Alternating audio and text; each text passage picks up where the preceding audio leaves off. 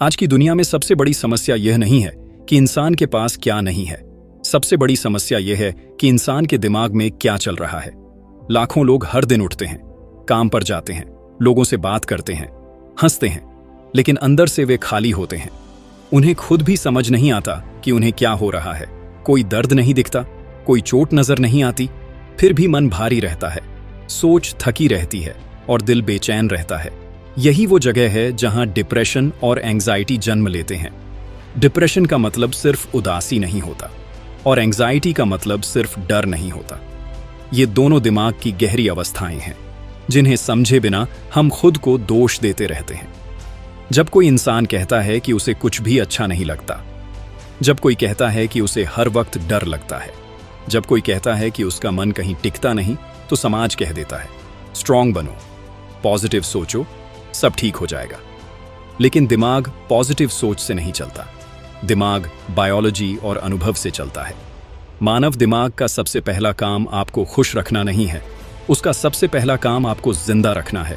इसीलिए दिमाग हमेशा खतरे की तलाश में रहता है। खतरा बाहर से आए या आपके ही विचारों से आए, दिमाग के लिए दोनों एक जैसे होते हैं। जब आप लगातार चिंता करते हैं, जब आप भविष्य की कल्पनाओं में खोए रहते हैं, जब आप बीते हुए पलों को बार बार दोहराते हैं, तो दिमाग को लगता है कि खतरा अभी भी मौजूद है और यहीं से एंग्जाइटी शुरू होती है। एंग्जाइटी कोई दुश्मन नहीं है, यह दिमाग का रक्षा तंत्र है। लेकिन जब यह तंत्र जरूरत से ज्यादा सक्रिय हो जाए तो यह इंसान को थका देता है। अब समझिए डिप्रेशन कैसे आता है। जब इंसान लंबे समय तक तनाव में रहता है, जब उसे लगता है कि वह हालात बदल नहीं सकता, जब हर कोशिश बेकार लगने लगती है, तो दिमाग धीरे धीरे ऊर्जा बचाने लगता है।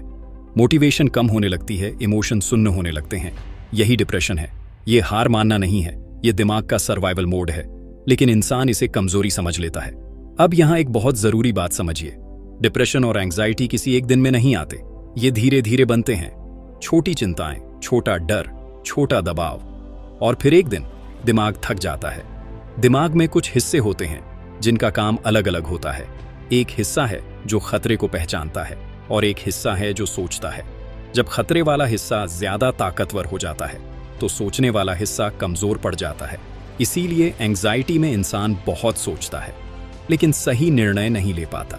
इसीलिए डिप्रेशन में इंसान जानता है कि उसे क्या करना चाहिए, लेकिन करने की ताकत नहीं होती। यह आपकी इच्छा शक्ति की कमी नहीं है, यह दिमाग की थकावट है। आज के समय में सबसे बड़ा कारण है लगातार मानसिक उत्तेजना, मोबाइल, नोटिफिकेशंस, सोशल कंपैरिजन।